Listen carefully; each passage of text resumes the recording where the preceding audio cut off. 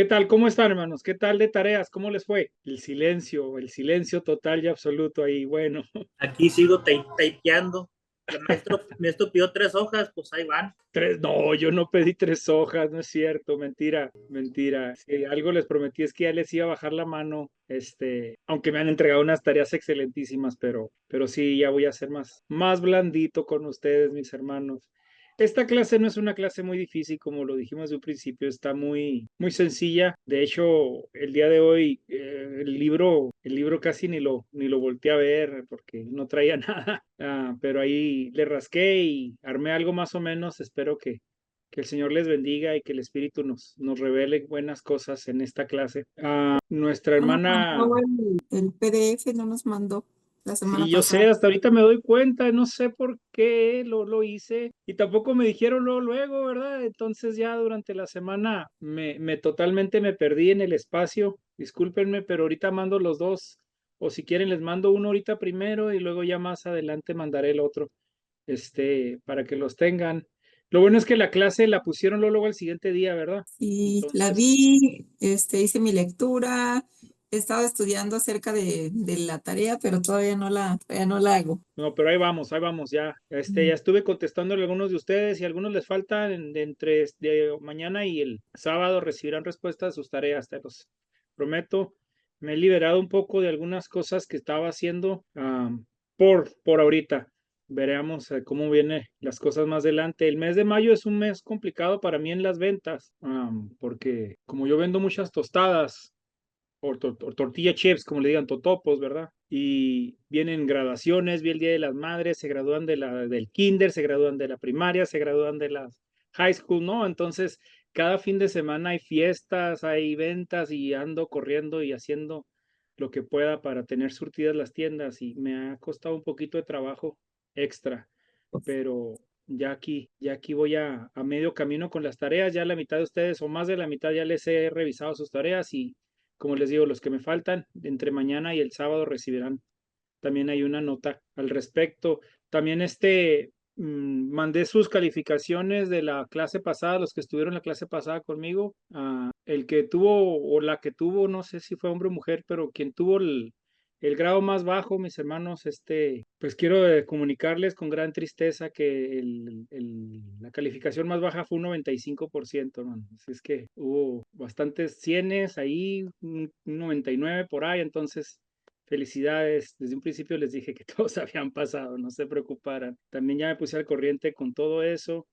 Y ya me traían también allá en la universidad pidiéndome las calificaciones de ustedes y todo, pero todo bien, así es que ya me estoy poniendo al corriente. Y bueno, mis hermanos, pues vamos a dar inicio. ¿Qué les parece? Vamos a comenzar. Y quisiera primero hacer una oración para que entremos en profundidad en el Señor y podamos ver lo que Él nos quiere revelar por medio de su palabra y por medio de esta clase. Amén. Gloria al Señor poderoso Padre. Gracias, Señor. Gracias, Padre, porque cada uno de mis hermanos ha hecho una vez más el tiempo, la voluntad, el compromiso, Señor, de estar aquí en esta tarde y unirse, Señor poderoso, a esta clase. Y queremos pedirte, Señor, que nos bendigas.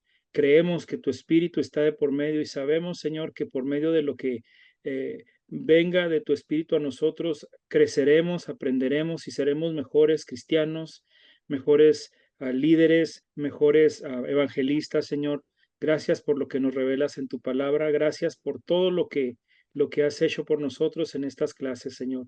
Nos ponemos en tus manos, en nombre del Padre, del Hijo y del Espíritu Santo. Amén. Amén. Muy bien. Hermanos, vamos a estar hablando del altar, el altar de bronce que está en el atrio del tabernáculo. Algo muy importante de entender, hermanos, que al momento en que se entraba al tabernáculo, al momento de pasar las primeras cortinas de la puerta, lo primero que veía la persona es el altar. Es lo que estaba mero enfrente. Más antes de ver cualquier otra cosa, cualquier otro componente o utensilio del tabernáculo, lo primero que estaba ahí enfrente es el altar de bronce. Y esto tenía una razón, hermana María, y se conectó, bienvenida. Y esto tenía un sentido también, hermano, tiene una razón. Y es el recordarle a cada uno de las personas que iban ingresando al área del tabernáculo o del templo su condición pecadora, su condición apartada por causa del pecado de Dios y la conexión que hay,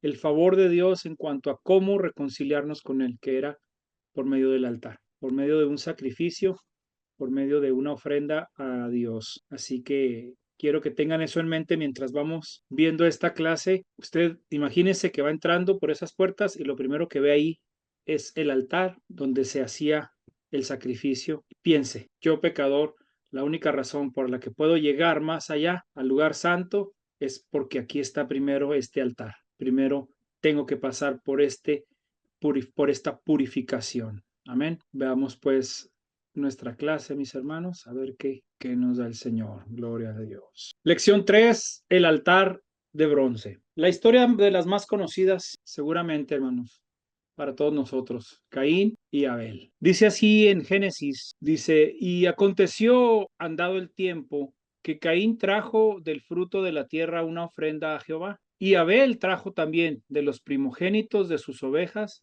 de lo más gordo de ellas. Y miró Jehová con agrado a Abel y a su ofrenda, pero no miró con agrado a Caín y a la ofrenda suya. Y se ensañó Caín en gran manera, y decayó su semblante. Entonces Jehová dijo a Caín, ¿por qué te has ensañado? ¿Y por qué ha decaído tu semblante? Si bien hicieres, ¿no serás enaltecido? Y si no hicieres bien, el pecado está a la puerta. Con todo esto, a ti será su deseo, y tú te enseñorearás de él. Duras palabras, hermanos, pero en esta porción bíblica se encierra toda la teología, hermanos, del pecado. Toda la teología, todo lo que usted quiera creer y entender acerca del pecado, lo va a encontrar en estas primeras palabras. Y veamos estos puntos de reflexión, hermanos.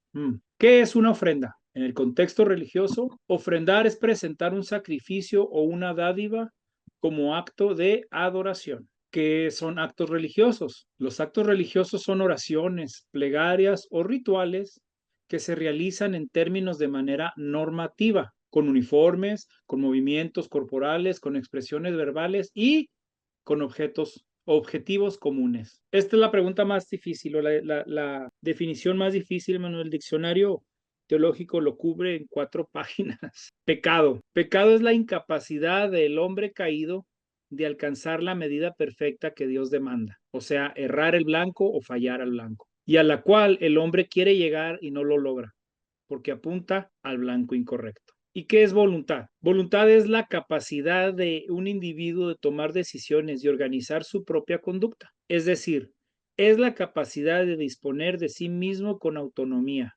Por ende, las cosas que realizamos con voluntad son aquellas que hacemos con plena intención de hacerlas, al contrario de lo que hacemos involuntariamente. Está bien. Vamos de una vez de regreso ahora a la cita y vamos a aplicar estas 4 normativas que acabamos de ver. Léalo, por favor, usted ahí en su pantalla, en voz baja, léalo. Muy bien. Ahora hagamos una lluvia de ideas. En cuanto a esos 4 puntos que puse para pensar, ¿qué estamos viendo ahí en esta lectura? ¿Qué está usted descubriendo? Pues yo creo que para mí de volada vi el simbolismo de la oveja que trajo Abel. Muy bien, vamos más atrás. ¿Por qué la trajo? Una ofrenda, yo veo las ofrendas de ambos dos, de Caín y Muy de Abel. bien. Ahora vamos más atrás. ¿Quién les dijo que debían llevar ofrenda? Supongo que Adán y Eva salió, no. Yo creo que es como un acto religioso, ¿no? Que venía de parte de sus padres, no sé. Yo creo que fue alguna actitud del corazón, ¿no? De agradecimiento, Ok. más bien. O sea, porque nadie les había dicho y no estaba establecido ningún, creo yo, tipo de rito así, no sé. Fue como que algo que a Abel le salió del corazón. Veamos estas 2 contrapartes, hermano. Una es un acto, El corazón. ¿cómo le pudiéramos llamar otra palabra? Se me fue esta palabra que Voluntario. quería. Sí, voluntario, pero ¿Intencional? espontáneo. Un Ok. acto espontáneo en este momento, una necesidad de adorar. Por el otro lado, tenemos el pensamiento de que es un acto religioso, algo adoctrinado o enseñado por alguien más para que se llevara a cabo.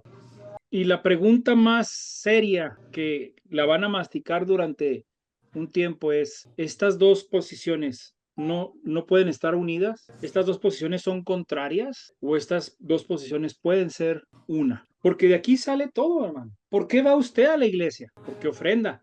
¿Por qué canta? ¿Por qué aplaude? ¿Por qué va nuestro hermano Uziel de misionero? ¿Por qué prepara una predicación? ¿Por qué prepara una clase? ¿Porque así lo enseñaron? ¿Porque es su obligación? ¿Porque ya le tocó? Y si es un acto espontáneo, entonces, ¿por qué todos hacemos los mismos actos espontáneos? ¿Por qué no hay nuevos actos espontáneos? Y no quiero que nos metamos en el área de la filosofía, porque no nos va a llevar a ningún lado, hermano. Pero que sí profundamente pensemos, en un momento determinado, tanto Caín como Abel decidieron, por alguna razón, llevar una ofrenda al Señor. Si fue porque así se les había enseñado, aún así Abel hizo diferente a Caín. Puede Aún haber cuando, sido, ¿sí, hermana? puede haber sido que Abel, que fue el primero en llevar esa ofrenda y que la hizo espontáneamente y de corazón, hubiera provocado un celo en su hermano y lo haya hecho solo por esa situación.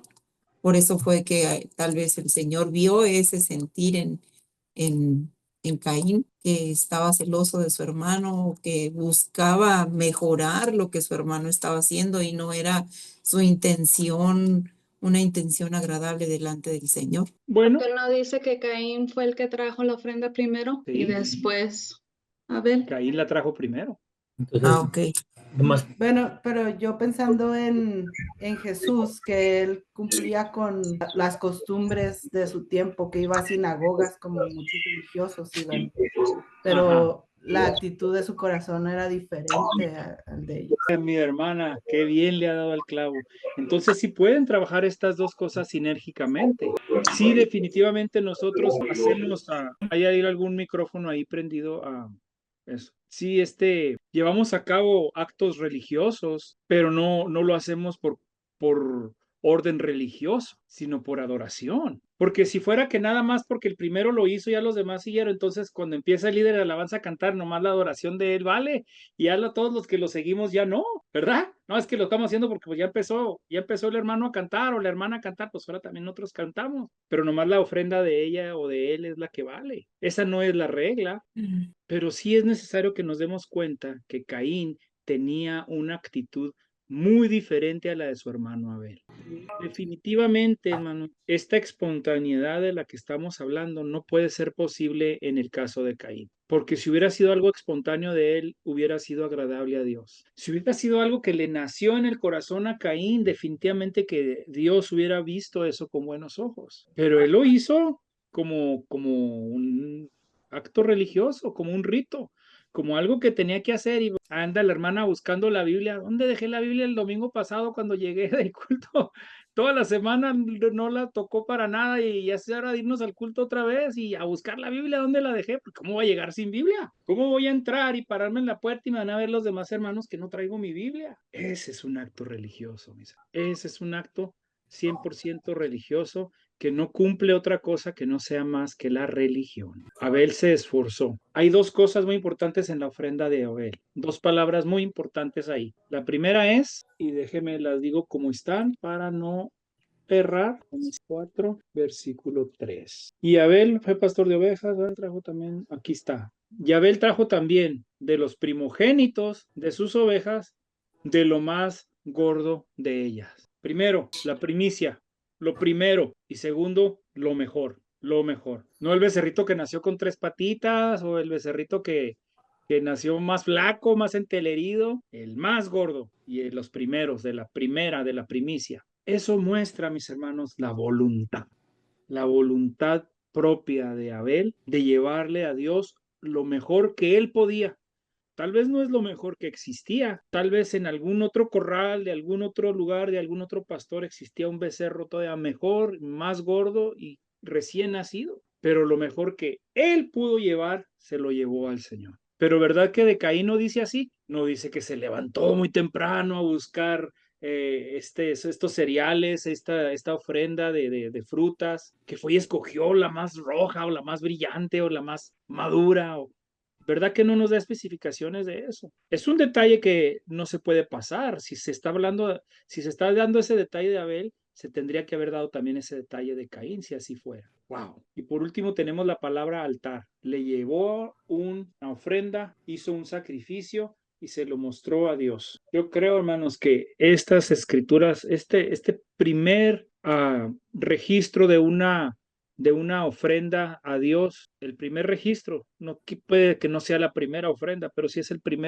la primera ofrenda registrada en la Biblia. Nos enseña grandes cosas, hermanos, profundo. Y entre más le vamos rascando, ahí vamos a encontrar todavía más cositas. ¿Qué acto de adoración, de voluntad, de amor mostró Abel? Ahora, lo siguiente, ¿qué es lo que le dice Dios a Caín? Lo cuestiona, lo expone, lo lleva a justicia, diciéndole, si haces lo bueno, serás exaltado. Esa es la justicia de Dios. Y si haces lo malo, entonces quiere decir que el pecado está a la puerta. Y luego le reitera algo muy preciso. Tú decides, Caín.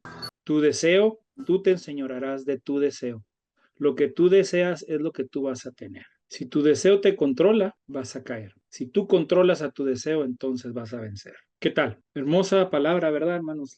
La palabra del Señor que nos revela tantas cosas en tan poquitos renglones. ¿Cuál fue el pecado de Caín entonces? Dice lo siguiente, es imposible pensar en el nombre de Caín y no recordar el registro del primer asesinato en la historia humana. Y aunque Caín quedó marcado por este pecado, es posible que el pecado de él fuera, en realidad, otro. También es posible que, a diferencia de lo que tradicionalmente creemos, el problema con la ofrenda de Caín no fuera la ausencia de sangre para la remisión de los pecados, según muchos creen, ya que esta ofrenda de cereales era aceptada por Dios, de acuerdo con Deuteronomio 26:2. Pero entonces, ¿cuál fue el pecado de Caín? Podemos ver una pista en Primera de Juan 3:12. Fíjense, casi al final de la Biblia nos revela algo acerca de Génesis muy tremendo. Juan dice, no seamos como Caín, que por ser del maligno asesinó a su hermano. ¿Y por qué lo hizo? Porque sus propias obras eran malas y las de su hermano justas. Era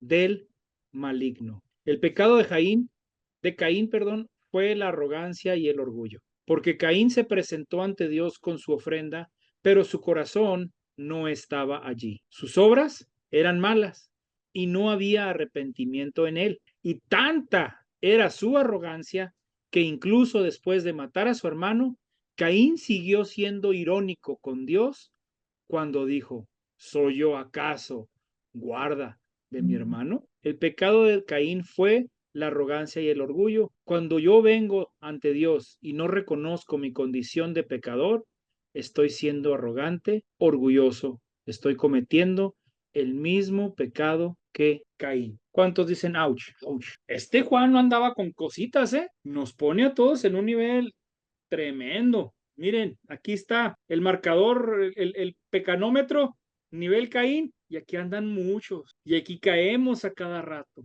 Y cada vez que nos ensalzamos y nos enorgullecemos, lo marca, Caín, Caín, Caín. ¡Wow! Y hermanos, ¿no fue este acaso el pecado de Satanás? Por eso Juan dice, este era del maligno. Estaba, pero sí, crecidote. Llevó la ofrenda como que le estaba haciendo un favor a Dios. Hermano, nunca vaya a ofrendar a usted así, hermano. Nunca vaya a decir, ahora yo voy a dar $50 para que la pastora se compre una bolsa nueva. Porque luego, hasta eso hacen muchos, ¿verdad? Luego, pobrecitos pastores, pues pastoras que tenemos aquí dos. Luego, salen bailando, ¿verdad? Acusadas. Así es, mi hermano. Tremendo esto. Todavía no llegamos a lo del altar, pero era necesario que pusiéramos nuestro filtro lo más bajo posible. Ahora vuelvo a pensar, está usted entrando al tabernáculo y lo primero que ve es el altar. ¿Cómo se encuentra usted delante del altar? ¿Cómo se ve a sí mismo? Si el altar fuera un espejo, ¿qué estaría usted viendo? Si el altar fuera una pantalla donde le recordan ahí un video, todo lo que ahora no es mi intención hacerlo sentir mal, hermano. Yo soy tan pecador como usted y como todos. Mi intención es que nos pongamos los pies donde deben de estar. Porque a diferencia de Caín, a diferencia de David, los altares de Moisés, los altares de Jacob, el altar que hizo Saúl, los altares que hicieron Samuel y los otros profetas, a diferencia de esos altares, nosotros tenemos algo diferente. Y eso es gracias a la obra de Cristo. Nosotros no tenemos que ir y buscar un cordero perfecto, un becerro, un animal que no tenga ninguna mancha y viajar hasta Jerusalén y entrar al atrio y ponerlo ahí para que lo sacrifique el sacerdote. Cristo ya lo hizo. por usted y por mí. Así que alégrese, hermano, alégrese. No es mi intención que usted se entristezca en este momento. No, hermano, gracias por explicar de Caín y Abel, porque al principio cuando regresé eso fue una pregunta mía, que era la diferencia entre las ofrendas. Ajá. Y siempre sí se queda uno, pero gracias, hermano. Qué profundo, qué tremendo, qué bonito. Yo creo que en algún momento todos nos hemos hecho esa pregunta porque la historia no nos da mucho detalle. Es de esas historias que hay que rascarle, que hay que dejar que la mente camine y el espíritu provoque y nos lleve y la palabra nos ilumine, como lo hizo Juan en ese versículo. Sí, hermana, es una gran revelación el darnos cuenta dónde estaba el corazón de Caín y dónde estaba el de Abel. Y no se cree eso de que lo mataron con una quijada de burro, hermano, porque eso no dice en la Biblia, ¿eh? Luego anda ahí esa versión de que el primero que murió fue el burro, sino con qué lo mató Caín a Abel. ¿Quién murió primero? Pues el burro, porque si no, ¿cómo le iban a quitar la quijada, verdad? No, no fue con una quijada de burro, al menos la Biblia no nos lo dice, ¿eh? Igual y a lo mejor sí, quién sabe, pero no nos lo dice la Biblia. Que el ¿Algún otro primero, comentario? ¿Sí? estaba pensando que el primero que murió fue el animal cuando Dios les puso ropa a Adán y Eva para cubrirlos. Sí, imagínense una vaca que le haya quitado todo el cuero y siga viva la pobre, ¿se imagina? Muy, muy cierto. Además, para la edad de Caín y Abel, yo creo que ya habían comido bastantes animalitos.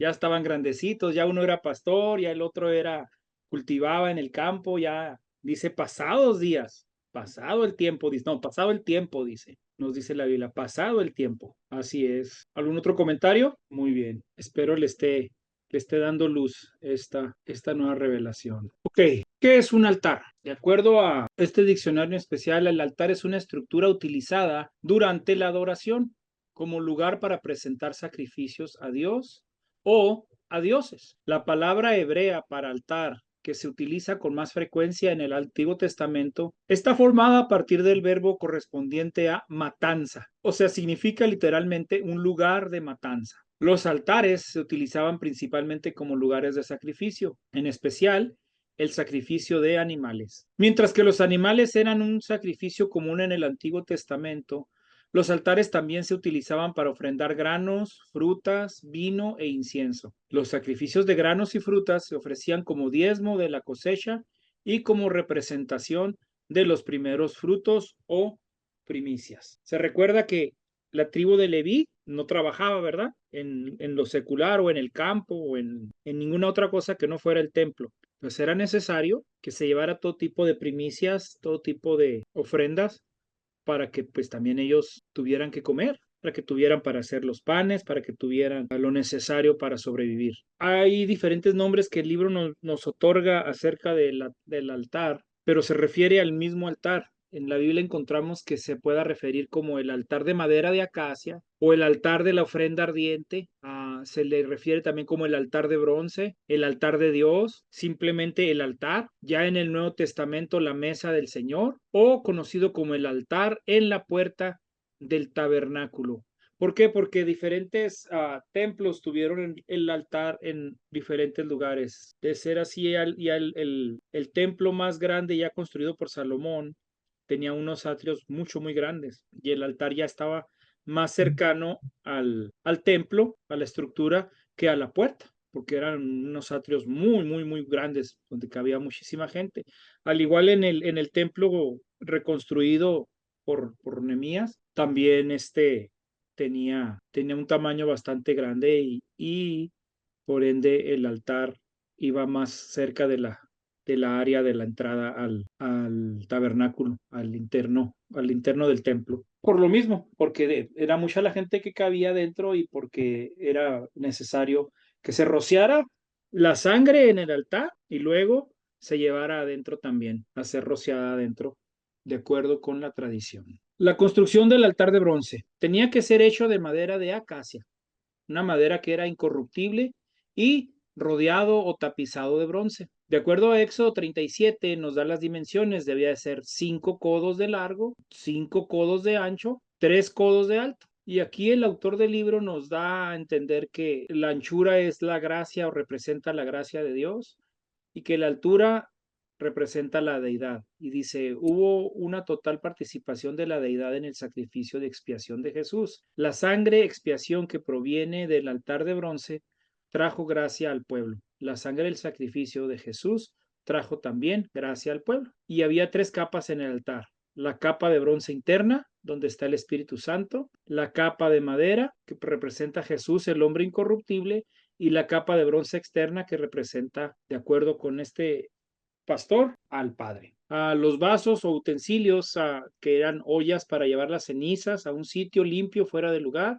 palas para recoger las cenizas, tazones para la sangre, garfios para llevar los carbones ardientes del altar al altar de incienso, y todos los utensilios eran de bronce. Había también una parrilla donde se ponía el cuerpo sacrificado. El enrejado era de un codo y medio de alto, igual que la mesa de los panes de la propiciación, de las mismas dimensiones. Las varas, porque había 2 varas que pasaban de orilla a orilla por unas argollas, representaban la muerte y la resurrección. El altar no tenía fondo, el fuego estaba sobre la tierra y las cenizas caían a la tierra, se recogían y se llevaban a un sitio limpio fuera del lugar. Jesús o sus restos se envolvieron en lino limpio y se colocaron en una tumba. Y por último, la unción del altar, el lugar santo ante el Señor, de acuerdo a Hebreos 2:11, rociado con sangre, ungido con aceite y limpiado con agua.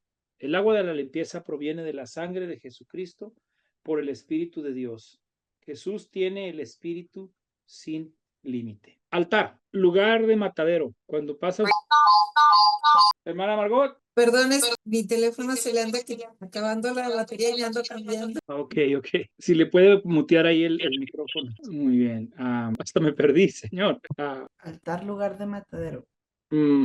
¿Alguna vez había pensado de esa manera en el altar? ¿A qué pasa usted al altar? ¿Qué es lo que lleva usted al altar cuando pasa? Yo creo que de hoy en adelante vamos a ver el altar de la iglesia de una manera bien diferente. En todo contexto, no es un lugar para fanfarronear en él, definitivamente. No es un lugar para de ahí arriba estar tirando piedras y siendo fariseo tampoco. ¿Se recuerda el pasaje en el Evangelio donde el republicano está diciendo que él da gracias, que no es como el que está enseguida de él? Y esto lo encontramos en Lucas, me parece. No lo busqué, porque se me acaba de venir a la mente. Aquí está, Lucas 18:9. Andaba bien con el libro, nomás no andaba bien con la cita. A unos que confían en sí mismos como justos y menospreciaban a los otros. Dijo también esta parábola. 2 hombres subieron al templo, uno era fariseo y el otro publicano. El fariseo, puesto de pie, oraba consigo mismo de esta manera: Dios, te doy gracias, porque no soy como los otros hombres ladrones, injustos, adúlteros, ni aun como este publicano. Ayuno 2 veces a la semana, doy diezmos de todo lo que gano. Uy, ¿cómo se acercó este fariseo al altar, mis hermanos? Casi pedía una alfombra roja, ¿verdad? Casi quería que le aplaudieran al pasar. Qué tremendo, mis hermanos. Mientras el publicano dice, estando lejos, porque hasta miedo o pena tenía acercarse, no quería ni aún alzar los ojos al cielo, sino que se golpeaba el pecho diciendo, Dios, sé propicio a mí, pecador. Os digo que éste descendió a su casa justificado antes que el otro, porque cualquiera que se enaltece será humillado, y el que se humilla será enaltecido. Definitivamente, mis hermanos, que el altar tiene que tener un peso fuerte, un sentido más allá, más profundo. Y no quiero que lo convirtamos en un símbolo religioso de ninguna manera, ¿eh? No es así, porque ya nos dimos cuenta de que todo comienza en la voluntad, en el corazón, en uno mismo. Pero sí, el lugar tiene su significado, tiene su uso, tiene su propósito. No sé, cada iglesia tiene diferentes maneras de lidiar con la oración o con ya sea la oración pastoral o la oración en personal, pero por lo general se hace la invitación, ¿verdad? Que pase las personas a orar, ya sea que haya un equipo de oración, algunos ministros que ayuden a orar, o el mismo pastor o el mismo jefe que esté llevando a cabo pues sí, la ceremonia, el culto, ora. Y muchos no quieren pasar, ¿verdad? Muchos se sienten avergonzados o presionados. Yo creo, hermanos, que tenemos que meditar mucho en esto. No sé ustedes cómo lo están pensando en este momento. Tal vez está algo que no es nuevo para usted, ya lo había estudiado en alguna otra ocasión, ya lo había visto, pero sí merece que le demos la meditación profunda acerca del significado del altar dentro de un culto religioso. Si se pone a pensar en los rituales de cada lugar donde usted ha estado, tal vez ha visitado algunos otros, o tal vez fue católico antes y había un diferente esquema, la liturgia cambia conforme las denominaciones y todo esto, pero a fin de cuentas toda liturgia nos debe de llevar al altar. Muchos es desde el principio, muchos lugares se acostumbra desde un principio ir y llevar su carga o una oración o presentarse delante del Señor. En el catolicismo es hasta el último, cuando ya pasan a comulgar, a participar de la cena del Señor, es cuando se acercan al altar. Dependiendo, como les digo, cada una de las denominaciones, pero todas nos deben de llevar al altar, hermano. Ahora, usted tiene su propio altar en su casa, ¿no? Usted tiene su cuarto de guerra, tiene su rinconcito donde siempre ora, usted tiene su lugar donde usted se mata a sí mismo. Ese es un altar, un lugar donde usted da ofrenda de adoración al Señor. Ese es un altar propio, personal, y el otro es un altar congregacional. ¿Alguna pregunta? Creo que muchas veces le restamos importancia o se nos olvida el significado del altar. Se nos olvida que nosotros somos la ofrenda, que nosotros somos el sacrificio ahí en el altar. Lo tomamos tan como una costumbre ya el pasamos a orar, sí, claro, pasamos a recibir, a ser ministrados, pero pero no tenemos realmente en nuestro corazón ese sentir de que vamos como una ofrenda al altar, de que vamos a morir en el altar, morir al yo, a morir al todo lo que cargamos, todo lo que nos separa de Dios. Cuando yo en mis comienzos de cristiano era un chamaco, era una iglesia pentecostal de allá del Paso, Texas. Y como pues en ese tiempo yo vivía con mis suegros, mi suegro acostumbraba a irse muy temprano al culto. Si el culto empezaba a las 4 de la tarde el domingo, él a las 3 ya quería estar ahí. Y pues como era el único ride, pues yo me tenía que ir con él, ¿verdad? No me quedaba más. Se subía él y su esposa y la que en ese tiempo era mi esposa en la cabina de la troca, y yo siempre me iba atrás en la caja de la troca sentado en un banquito de leche, de esas cajitas cuadradas de plástico, y así me iba yo a la iglesia. Y entrábamos ahí una hora antes del culto y ya había 10, 15 personas ahí hincadas en el altar orando. Yo me recuerdo de eso y yo digo, a veces cómo hemos perdido ciertas costumbres o no hemos promovido ciertas costumbres. Yo recuerdo que había fácil unas 12, 15 personas ahí orando, incluido el pastor y otras personas ahí. Otros cuando iban llegando se iban derechito al altar y oraban bastante tiempo. Ya para cuando empezaba el culto ya muchos habían orado grande, bastante, la gran mayoría. ¿Y qué le puedo confesar? Que en cuanto ya tuve carro yo no llegaba una hora antes. Yo era de los que llegaba un poquito ya cuando empezaba el culto. Vámonos porque ya se oye la tambora desde que va entrando uno por el estacionamiento. No sé, hermanos, no a todos se nos da o no a todos lo consideramos en su momento como lo que es, lo que realmente es el ir al altar y matarse a sí mismo, entregarse uno a sí mismo. Van cambiando los tiempos y también algunas veces las tradiciones, y con ellas se van las buenas tradiciones. Dijo Sprout, ¿cómo este predicador es Sprout? Spurgeon dijo que lo que una generación tolera, la siguiente generación lo abraza. Y sí es cierto, ¿no? Muchas veces abrazamos lo que otros toleraron, o nuestros hijos van a abrazar lo que nosotros toleremos. Entonces, que no perdamos esto del altar, hermano, no lo perdamos de vista. El altar es diferente al templo. Mientras que el templo se refiere a una estructura edificada y techada, el altar corresponde a una estructura abierta. A menudo, el altar y el templo se encontraban junto al otro, aunque no todos los altares tenían un templo adyacente. La referencia del sacrificio de Isaac que debía hacer Abraham en Génesis 22 probablemente indique que el animal que se iba a sacrificar se colocaba vivo en el altar y luego se lo ataba y se mataba ahí mismo. Es posible que la práctica antigua haya sido esa. Para la época de las leyes levíticas, el animal se mataba frente al altar. Se dividía en partes y solo se colocaba sobre el altar las porciones que tuvieran grasa, según Levítico capítulo 1, versículos 1 y 2. Ahora, en el altar había 4 cuernos, uno en cada esquina. Tanto la descripción del altar del tabernáculo como la de Ezequiel incluyen cuernos. Es probable que el altar del holocausto del templo de Salomón también haya tenido cuernos. En el altar de piedra que se encontró en Beer-Seba, dichos cuernos se habían conservado. Aparentemente, aferrarse a los cuernos del altar era una manera de buscar la protección del santuario cuando alguien era acusado de una ofensa grave. Wow, mire, en Primera de Reyes encontramos prácticas como esta, capítulo 1, capítulo 2, extensión al 21:12. Más importante aún era que los cuernos del altar constituían el lugar donde se aplicaba la sangre de un animal sacrificado para la expiación del pecado. Éxodo 29:12 y Levítico 4:7. Todas estas citas son muy importantes, hermanos. Cuando de su repaso puede ir y buscarlas.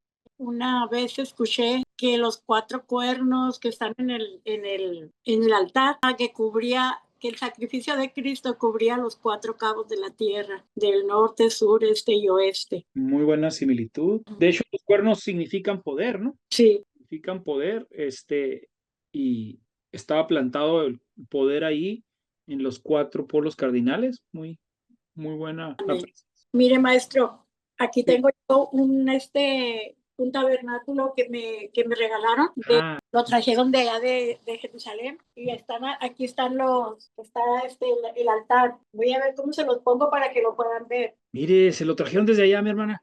Sí, me lo regalaron un pastor misionero que se fue para allá. Duró allá como 3 años y cuando vino, lo trajo.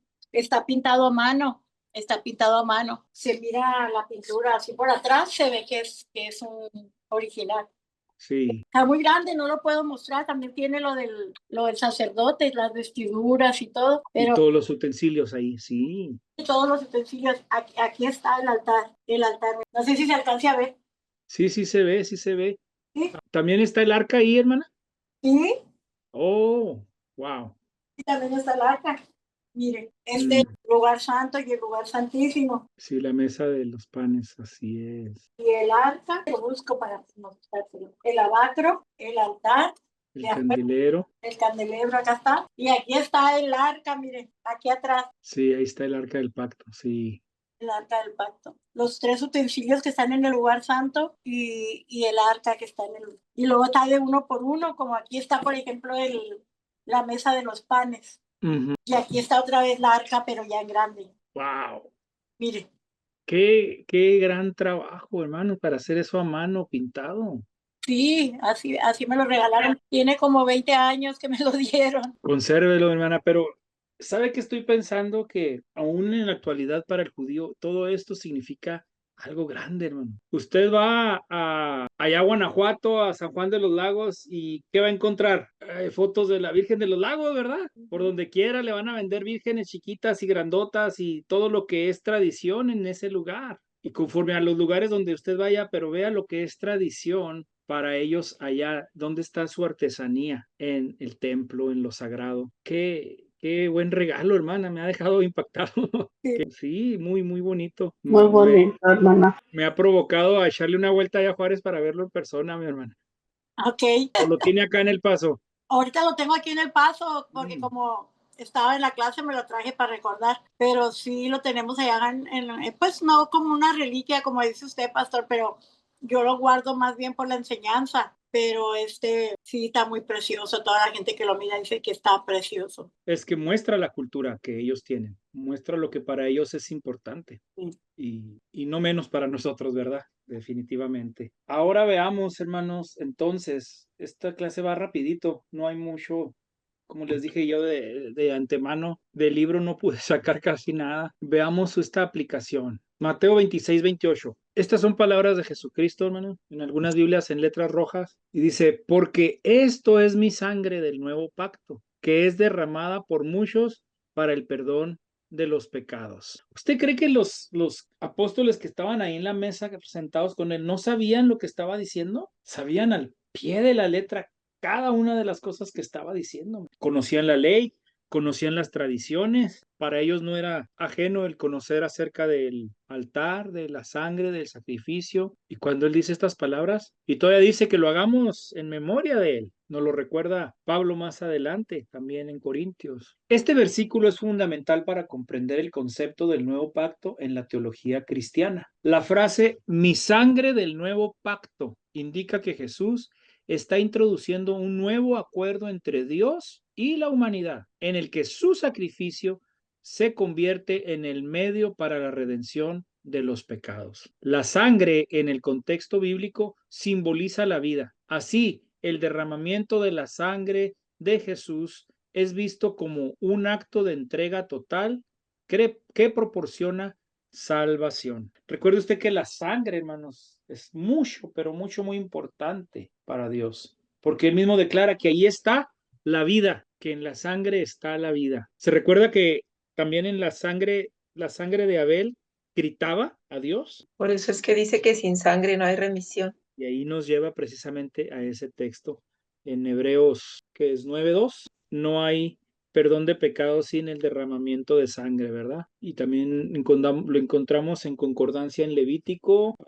Levítico, ¿qué será? Me parece que es Levítico 14, por ahí. La expresión "por muchos es derramada" sugiere que el sacrificio de Cristo tiene un alcance universal, abarcando a toda la humanidad que acepta su gracia. Este versículo también se relaciona con la profecía del Antiguo Testamento, donde se anticipaba un Mesías que sufriría por los pecados del pueblo. En este sentido, Mateo 26-28 se convierte en un punto de conexión entre las promesas de Dios y su cumplimiento en la persona de Jesús. Cuando compartimos la mesa del Señor, ese es un momento muy solemne, ¿verdad? Ese sí, yo no creo que nadie lo toma a la ligera. Y siempre el ministro que está oficiando la Santa Cena dice estas palabras. Dice que el cuerpo del Señor fue inmolado. Probablemente dirá, citando a Isaías, donde dice: "por tus llagas somos sanados".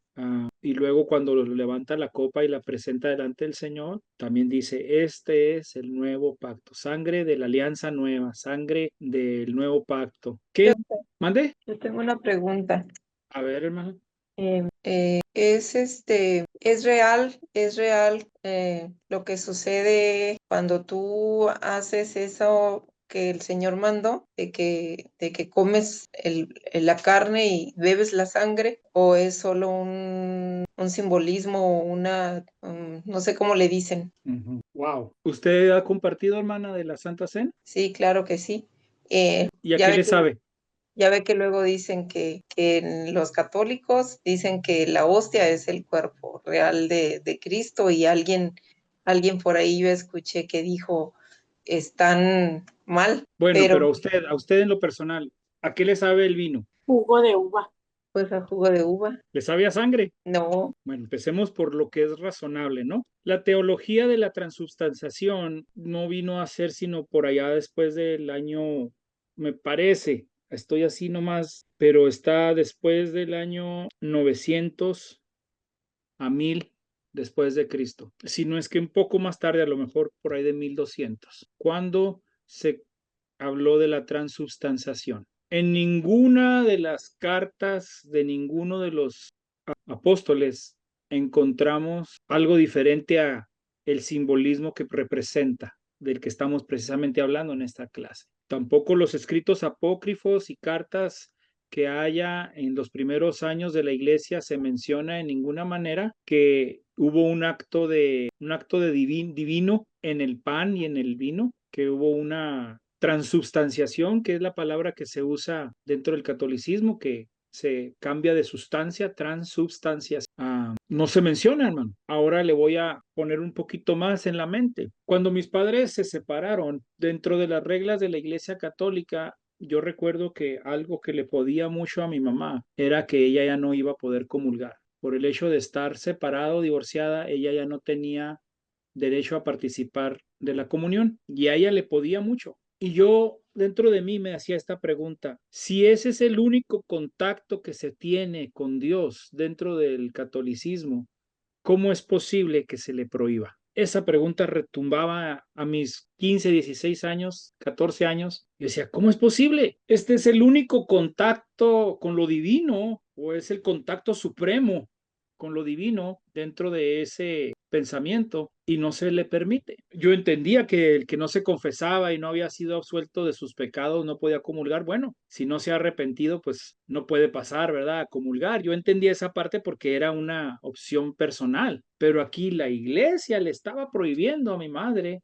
a tener esa comunión, y yo veía cómo a ella le causaba gran pesar, gran dolor. Y para mí era un gran dolor ver a mi madre sufrir en esa situación. ¿Cómo ve usted eso? Hermano, Sí. así le sucedió a mi mamá divorciada. Luego cuando se casó no la dejaban subir al altar, siendo Pentecostés la iglesia, porque como ya era otro matrimonio y ella era su anhelo de dar la palabra, de predicar, ese era un deseo de algo tremendo, hermano. Lloraba porque dice, era un duelo de ella, hasta la miraba yo con ese deseo. Ella, si podía, lavaba los pisos de la iglesia, como ella podía entregarse, ella se hacía, pero ese fue su mayor anhelo, que no pudo predicar, que no podía dar la palabra como ella quería, por como usted dice, porque eran esas reglas. Y sí la entiendo, hermano. Bueno, usted está hablando con un divorciado que fue expulsado de la iglesia y que aún teniendo el llamado al pastorado no se me permitió ejercer. Y estamos hablando de eso hace 20 años atrás, 30 años atrás. Pero aquí el caso de lo que se trata, hablando del nuevo pacto y del simbolismo de la comunión, es algo que hay que tocarlo con cuidado, ¿verdad, hermano? Porque no queremos tampoco herir ni lastimar ninguna creencia. Por eso les insté a que fuéramos primero a la razón. ¿A qué le sabe a usted? ¿Le sabe a sangre? ¿Le sabe a carne? Porque si así es, entonces no podría pasar mucho tiempo sin que alguien le acusara de canibalismo. Pues yo creo que definitivamente para nosotros, como dice Pablo, un recordatorio del sacrificio de Cristo cada vez que lo hacemos. Dice, cada vez que lo hagan, lo hacen en memoria de mí. Ahí está la palabra, exacto. Y lo hacen en memoria de mí y anuncian mi regreso. Entonces, cada vez que lo hacemos nosotros, recordamos su sacrificio y anunciamos su regreso. Y nos ponemos bien en cualquier área de nuestra vida, porque también allí en la carta a los Corintios, Pablo les dice, cuando vayan a practicarlo, escudriñense a sí mismos, no lo tomen en pecado o en contienda, para que no venga juicio contra ustedes, porque hay noticias de que hay muchos enfermos por causa de que la toman a la ligera. Estoy hablando en palabras no exactamente como dice ahí en la Biblia, pero parafraseando lo que Pablo enseñó.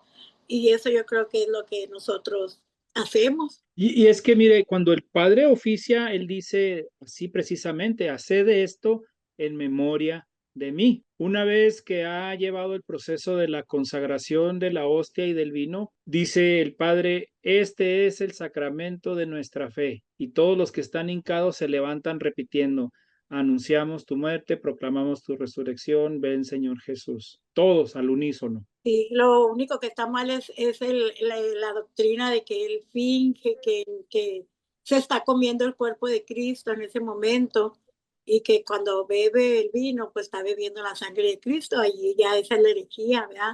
De que no es bíblico. Como dijo usted, aquí estoy mirando el Papa Inocencio III, fue el que lo agregó en el año 1215. 1200, sí. Desde Cristo. Ya después del cisma de la Iglesia Ortodoxa fue esto, sí.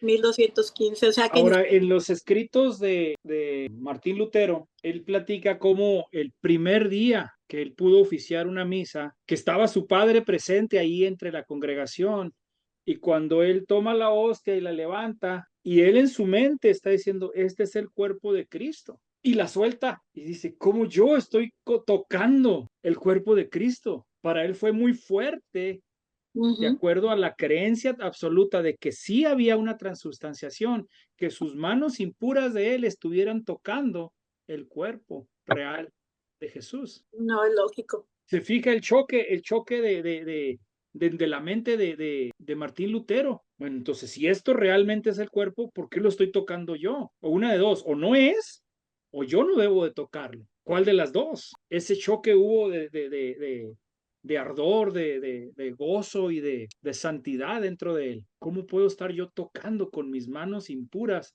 algo tan sagrado? Si es que en realidad ha sido este pan cambiado de sustancia, transubstanciado. Tremendo. Sí, sí es una buena pregunta que abre una caja grande de Pandora, hermana, porque se debe de tocar este tema de una manera muy, muy discreta, pero apegado lo más posible a la palabra. Y definitivamente, hermanos, que cualquier escrito que podamos buscar anterior a este año que nos dice nuestra hermana 1260. 1215. 15. Cualquier escrito anterior a este que nos pueda sustentar este cambio de sustancia. ¿Hay algún testimonio? ¿Alguna vez escucharon algún testimonio de que haya cambiado el gusto en ese momento de tomar el cuerpo y de tomar la sangre? Yo creo que no, mi hermana. Los testimonios que hay son conforme a milagros, a sanidades, a otro tipo de acontecimientos no menos importantes, pero que no tienen que ver con la materia o la sustancia que se ingirió, sino con la fe de la persona, ¿sí? Entonces, sería poner tu fe en lo que estás haciendo. Si el Señor te dice, bebe mi sangre, come mi carne, espiritualmente debe haber un cambio. Como dice usted, es el único contacto con nosotros y Dios en ese momento. Y así como hay en el cuerpo físico, cuando entra sangre ajena es una transfusión, hay un cambio físico. Entonces, la sangre de Cristo tiene que hacer un efecto también transformador y su carne en nosotros, espiritualmente hablando. Sí, espiritualmente hablando, pero con sentido común y con razonamiento, hermano. Porque mi fe es la que mueve la montaña, ¿verdad? Mi fe es la que logra, la que provoca, la que logra ser sanado o el milagro, mi fe. Y como le decía, el sacerdote levanta la hostia y dice, este es el sacramento de nuestra fe, dejando como por último la cuestión de la fe y poniendo como primero el evento metafísico, existente o no, se está enfocando en el evento y no en la fe. Cuando Pablo nos está hablando de que lo hagamos, está hablando de la fe, se está refiriendo a la fe, de que lo hagamos con fe, de que tengamos fe en el nuevo pacto. Pero ¿cuántos dentro de esta denominación específica que estamos poniendo en escrutinio realmente conocen el sacrificio de Jesucristo tal cual lo estamos viendo en el altar? ¿Por qué? ¿Para qué razón? ¿Qué provocaba? ¿Qué era necesario? ¿Cómo se expían los pecados? Entonces, si no hay ese conocimiento, pues se va a creer cualquier cosa. Y simplemente recordamos de que en ese tiempo, en ese año 1215, el pueblo no estaba autorizado para leer la Biblia, para tener una Biblia en su casa.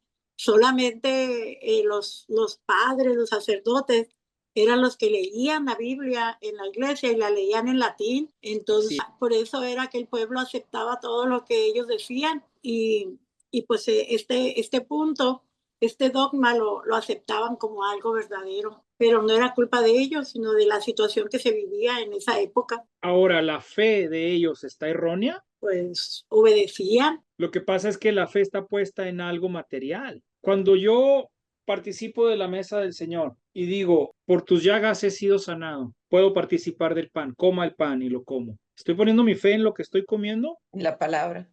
En el sacrificio de Jesús. O en la acción, exacto, en el sacrificio, en la acción de Jesús. Ahí es donde está mi fe, en lo que Jesús hizo.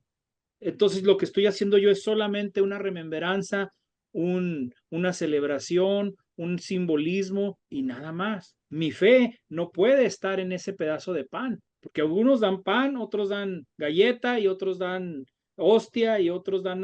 No puede estar mi fe en esto. Mi fe tiene que estar en ese sacrificio voluntario, absoluto de Jesús, que como dice Filipense, siendo como Dios, lo tomó por poco y se hizo hombre.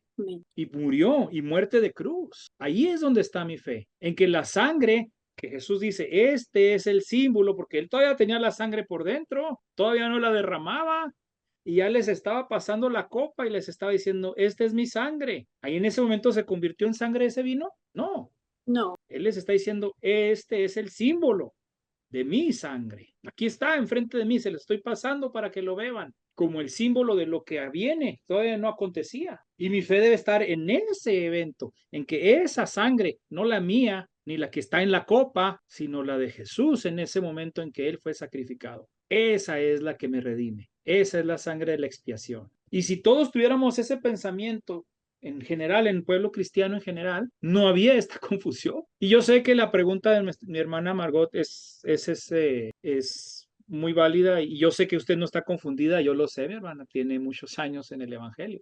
Yo sé de dónde viene esa pregunta y es bueno, porque estamos filtrando un poco de lo que a veces no nos atrevemos a decir con nuestra familia o con algún amigo o amiga. Así es. A fin de cuentas, el enfoque nuestro y del católico debe ser el sacrificio de Jesús y que esa sangre fue derramada por la expiación de los pecados de todos. Ahí es donde debe estar la fe. Entonces, más allá de hacer controversia y alegata de si es o no es, la dirección debe ser la fe en dónde está, en la hostia y el vino o en el sacrificio de Jesús y llevarlos a la cruz. Cualquiera que quisiera hacer contienda en cuanto a esto, hay que llevarlo a la cruz. Ahí es donde está el evento, ahí es donde está la expiación, ahí es donde está el perdón que hemos recibido por gracia, porque por gracia sois salvos, por fe sois salvos. Y no por obras para que nadie se gloríe.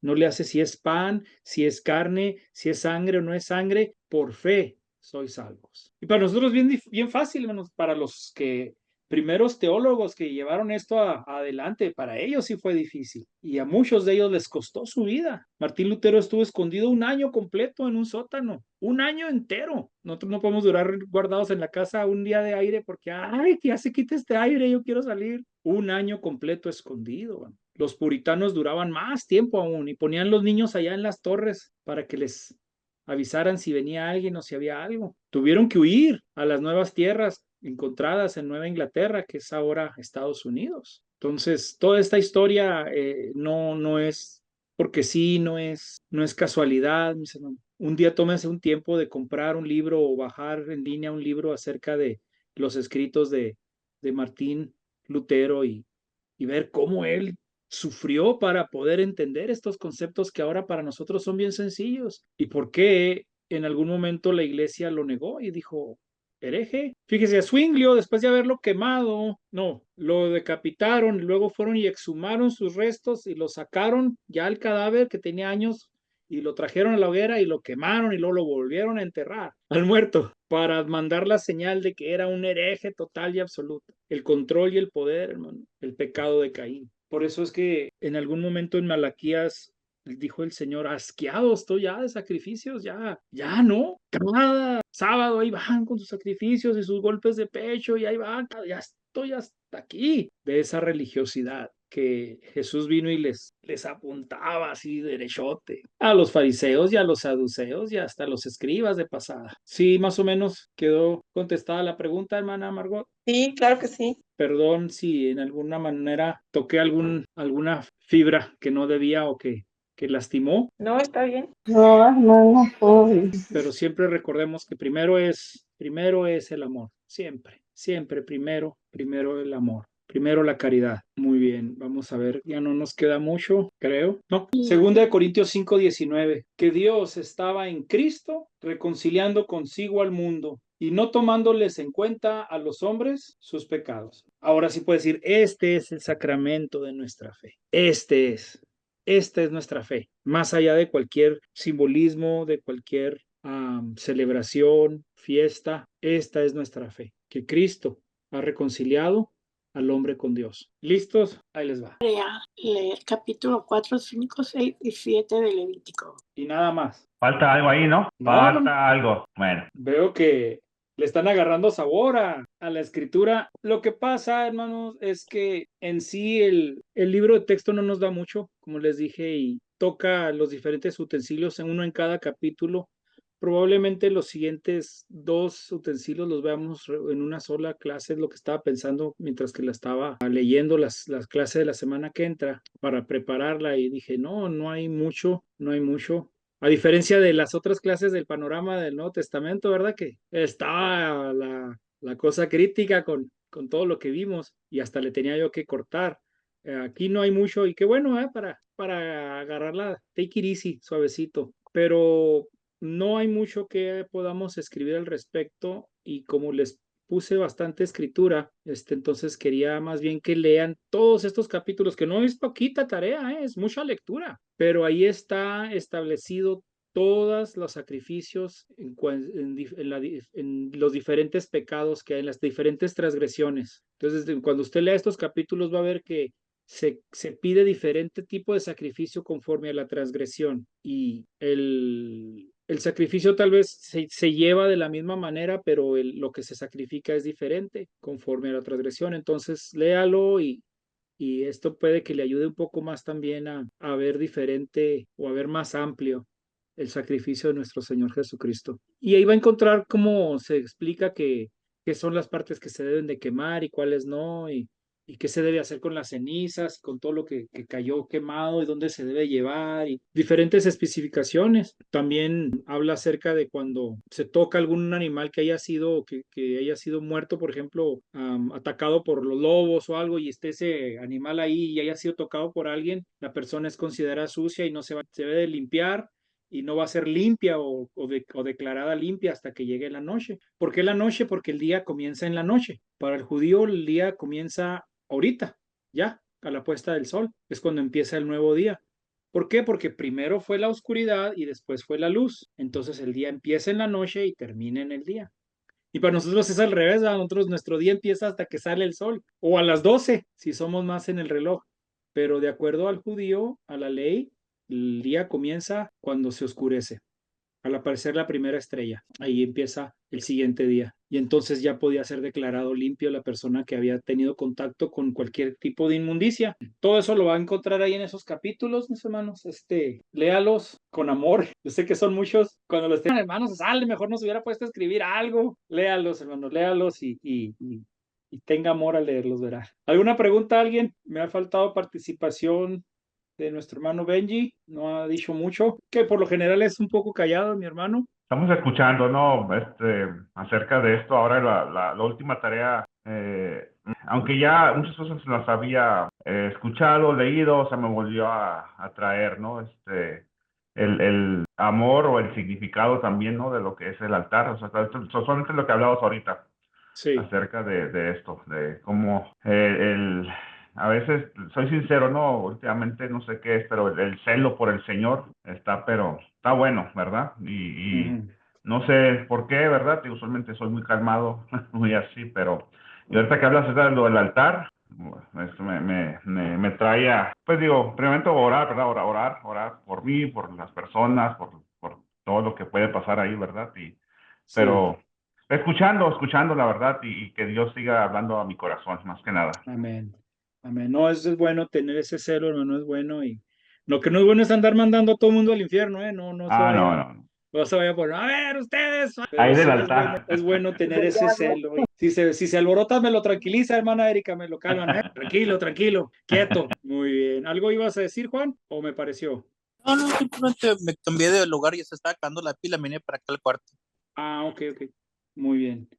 Bueno, hermana María, ¿algún punto? ¿Todo bien? ¿Sí entendió todo? Sí, me gustó mucho al principio que estábamos hablando de las ofrendas y nada más ver que Dios ve nuestros corazones y no nada más nos enseña como en estos versos donde Él no aceptó la ofrenda de Caín, pero no nada más dice que no lo aceptó, dice que sí aceptó y por qué lo aceptó. So, de que quiere de nosotros lo mejor y lo primero y lo mejor. Entonces se me hace bonito que no nada más nos deje ahí como a tratar de averiguar por qué, sino Él quiere lo primero, Él quiere lo mejor de nosotros. Y se me hace muy bonito eso, ver que no nos deja nada más ahí a medias, nos da dirección. Así es, muy, muy cierto, hermano. Y a fin de cuentas, el beneficiado somos nosotros. Siempre que pongamos primero a Dios, el beneficio va a ser nuestro. La gloria es para Él, pero el beneficiado es uno. Y ciertamente en su soberanía, y Él es Dios, Él se merece lo primero. Punto. ¿Por qué? Pues porque es Dios. No hay que alegar ahí. Él es Dios. Pero qué bonito que en ese contexto de buscar darle lo primero, el beneficiado terminamos siendo nosotros. Nuestra vida es beneficiada, es bendecida, es santificada. Nuestra línea se alinea con el Señor, nuestra voluntad se alinea con la del Señor, nuestro propósito se alinea con el del Señor y el beneficiado seguimos siendo nosotros. Entonces, darle lo primero y darle lo mejor, que se lo merece porque es Dios, también es beneficio para nosotros. También nos edifica, nos ayuda. Mata a ese yo que no quiero ser y que regresa y lo corro y lo echo por una puerta y se mete por la ventana. Ese es el pleito diario de cada uno de nosotros. Y que dijo el mismo Pablo, miserable de mí, como ya queriéndose cortar las venas, por más que quiero hacer lo bueno, hago lo malo, encuentro algo malo, encuentro una parte mía que todavía no se ha rendido al Señor. Y qué bueno que ese celo, como dice nuestro hermano Benji, nomás no agarre látigo, no se ponga a tejer látigo y quiera golpear a todos. Muy bien, bueno, hermana Lucy,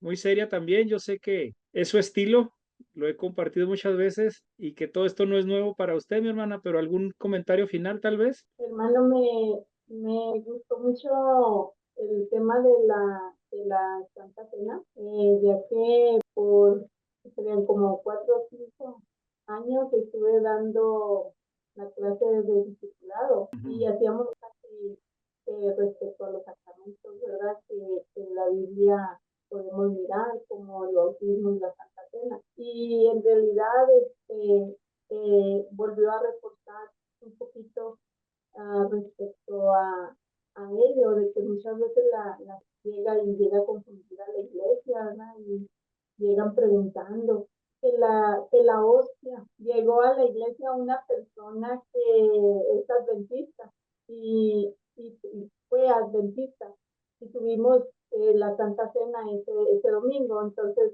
me dice, me mira y luego mira la galleta y luego dice, ¿es sin levadura? Viendo, y le dije, bueno, hermana, vamos, ahorita le explico. No, es que no puedo, si tiene levadura no la voy a poder, no lo voy a poder hacer. Son personas muy inclinadas al judaísmo, pero donde todavía están esperando el Mesías. Y la verdad es un poquito difícil explicarles porque ellos tienen otro concepto muy diferente. Y me gustó porque eso quedó muy claro nuevamente. Le digo, a pesar de que están dando esa clase, me gustó, hermano, gracias. Qué bueno, gloria a Dios, mi hermana. Pues sí, por eso tal vez inicié, ahora se da cuenta por qué inicié con esos puntos de reflexión acerca de lo que es un acto religioso, a lo que es la voluntad.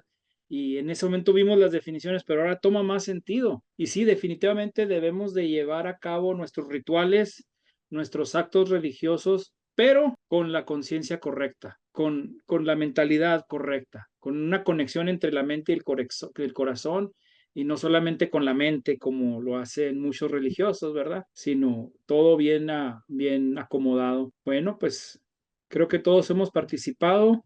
Le echamos de menos a Yuri, mándele un saludo y díganle que ya tiene 2 faltas. Bueno, lo puede ver grabado, ¿verdad? Pero le extrañamos aquí. Nuestro hermano Uciel se nos salió, yo creo que ya no pudo continuar, pero siempre él me manda a decir cuando ve la clase, cuando la termina de ver. Y les pido, hermanos, que cuando hagan sus lecturas me lo manden, porque sí estoy tomando en cuenta eso. Y muchos no me ponen ahí que ya leyeron, entonces les tengo como que no han leído, Así que pónganme ahí en el grupo, leído, pastor, o leído, Luis, ya lo leí, listo. Y ya les marco leído en sus notas. Bueno, mis hermanos, pues tengan. Yo tengo una pregunta, perdón. Sí, claro que sí, hermana Rosario. Entonces, como es mi primera clase en vivo, la tarea es leer nada más. Por hoy sí. ¿O tenemos En que las hacer un otras dos resumen? clases que usted debe, va a encontrar Ajá. que sí hay Ok. algunos escritos. Ok. Cuando vea usted los videos que le mandé, Ujú. ahí va a ver la clase completa y luego también le mandé el PowerPoint para si lo quiere usar más adelante, también lo puede ver. Ok. Muy Y bien. el de la segunda clase lo voy a poner ahorita que se me había olvidado mandarlo.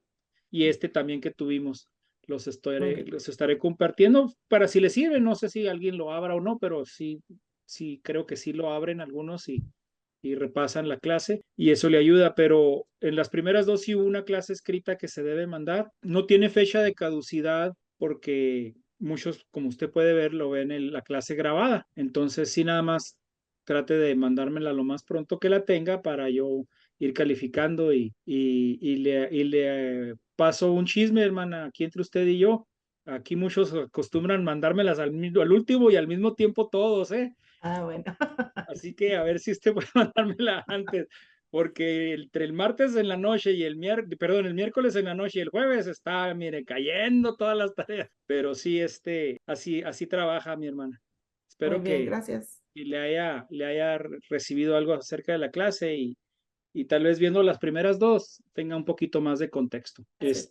Hermana María, pido perdón por a veces el vocabulario que uso, a veces yo sé que para usted es difícil algunas Por eso, palabras que saco. por eso me metí en estas clases en español. Usualmente nada más tengo las clases de inglés, pero le Ajá. dije a Yuri, oye, si estoy aquí traduciendo, a veces ni me sé las palabras ni en inglés ni en español, estoy más perdida. Le digo, no, necesito mi práctica. Entonces, no, todo esto me ayuda mucho. Tengo una listita mientras va hablando en todas las clases de español. Cuando se me acaba la clase, tengo una lista donde tengo que regresarme a buscar las palabras para entender bien en todo el sentido de la palabra. Ok, Pero muy bien. no, usted sigue al igual. No, y es que ya a veces es difícil, entra el chip maestro y empieza a salir otra vocabulario. No creo que así hablo de normal No, así está en mi diario perfecto. vivir, pero cuando me meto en esto empieza a salir a veces unas palabras que ya sé, yo digo, ay, ya ni me acordaba yo de esa palabra, pero sí, ahí están. No sé, no está bien. Muy bien, gracias a todos, Dios les bendiga. Hermana Rosario, ¿está usted en qué ciudad? Yo trabajo en El Paso, pero vivo en Juárez, y entonces ese fue el problema en los primeros martes porque no llegué a tiempo. Bueno, el muy primero bien. todavía no me inscribía, el segundo no llegué a tiempo. No, está bien, lo puede también poner el teléfono. A veces Juan viene del trabajo y nos está oyendo mientras viene manejando, o también el hermano Uciel que está ahorita, pues él es trasquilista, entonces pues Ok. mientras que está cortando el pelo ahí, nos está escuchando, ¿verdad? Pero quería saber, entonces es de aquí del barrio, hermana, usted es de aquí Sí, sí. del barrio de nosotros. Sí, La sí. mayoría aquí estamos. Juan está en Fort Worth y los hermanos Ambriz están allá arriba, allá en el norte, muy, muy arriba, allá donde sí hace frío de a de veras. Sí. Sí, Saludos. y todos los demás sí, somos de aquí del mismo barrio. Ah, no, Yo el estoy hermano Uciel es de Durango. de Durango, sí, de Durango. Él sí está más abajo, Yo allá donde estoy la en vida no Juárez. vale nada. No, ese es Guanajuato, bueno, pero por allá. Bueno, en lo personal sí tengo el gusto de conocer a Erika y a Benji cuando Ah, vivieron muy aquí bien. en Ciudad Juárez. Ok, qué bueno, gloria a Dios. Ah, entonces ya son viejos amigos. Con Sí, Yuri también, ¿verdad? qué gusto verte, Chayito. Sí, también, Gloria a igualmente. Dios. Bueno, mis hermanos, pues tengan una buena lectura, tengan una buena noche. Estaré compartiendo los dos PowerPoints y nos vemos la semana que entra. Y tengan un buen encuentro este domingo cuando vayan a la iglesia y vean los altares, si son altares formados o si tienen ahí donde hincarse o no tienen nada, no le hace usted, va a ver el altar y va a pensar diferente, va a verlo con más celo, dijo nuestro hermano Benji. Amén. Bueno, muy bien. Bendito poderoso Señor, gracias te damos, Padre Santo, porque tú, Señor, planeaste todo desde el principio, Señor, y lo llevaste a cabo en el Señor Jesucristo, quien consumó, mi Señor, todo esto que pasaron años, miles de años para llegar a cabo, pero que tú lo habías previsto todo, Señor. Gracias por el tabernáculo, gracias por ese altar, gracias, Señor poderoso, porque pusiste tú los medios para que nosotros como pecadores pudiéramos ser redimidos, Señor, y gracias porque diste a tu Hijo, Señor. Gracias porque Él estuvo dispuesto en hombre a morir, porque estuviste dispuesto a morir como hombre, Señor. Gracias. porque nos has reconciliado una vez más para con el Padre y ahora podemos tener esa entrada a ese lugar santo, a ese lugar santísimo. Gracias, Señor, por esta clase que nos abre los ojos en cuanto a ese gran sacrificio y lo que significa, Señor, para todos nosotros. Te pido por mis hermanos, bendícelos esta semana, ayúdalos a comprender todo lo que lean, Señor, a recuperar los que todavía deben tareas, Señor, a ponerse al corriente, Padre Santo, y a gozarnos este domingo donde llegamos todos los adoradores a adorarte juntos, Señor. Oh, gracias, poderoso Padre, te damos en nombre del Padre, del Hijo y del Espíritu Santo. Amén. Dios me los bendiga, mis hermanos. Sí logré cubrir las 2 horas, yo pensé que la clase iba a estar más, pero sí se cubrió. Gloria a Dios. Que tengan una buena noche. Buenas noches y bendiciones. Gracias.